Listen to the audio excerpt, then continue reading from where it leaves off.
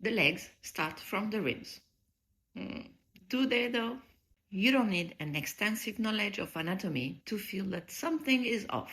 So no, taken literally, this sentence is not true. But like many tango sentences, it's not meant to be taken literally. Let's decode it.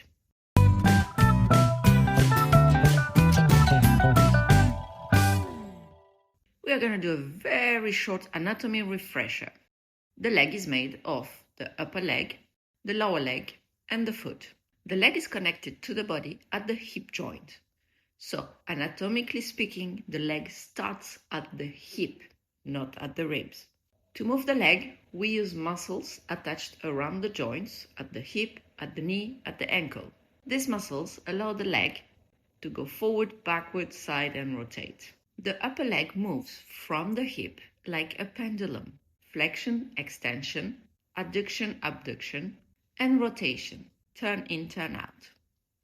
So for example, when you project your leg backward, the body part that actually changes location is the upper leg, swinging from the hip. The ribs do not move the leg directly. So again, why on earth do tango teachers say the legs start from the ribs? In tango, the upper body plays a very specific role. It is the communication center. For the leader, it's where the information is emitted, direction, intention, timing. For the follower, it's where the information is received.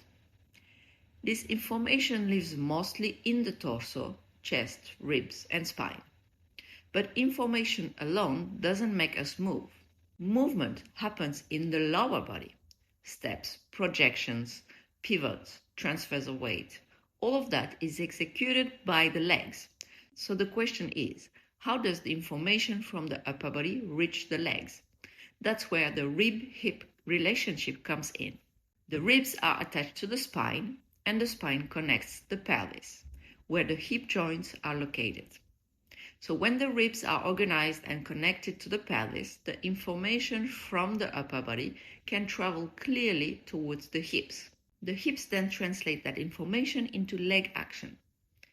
If that connection is missing, the upper body communicates something, but the lower body reacts late, vaguely, or independently. And that's when the legs start to look thrown instead of moving. So when a teacher says, let the legs start from the ribs, they don't mean anatomy. They mean don't isolate the legs, don't let them act independently from the torso. Let the movement be informed by the upper body, then transmitted through the hips, and finally executed by the legs. In other words, the ribs don't move the leg, but they help decide how and when the legs move. In tango, the legs are the actions, but the ribs are part of the decision-making system. And good tango is not about moving legs well, it's about moving them for the right reason.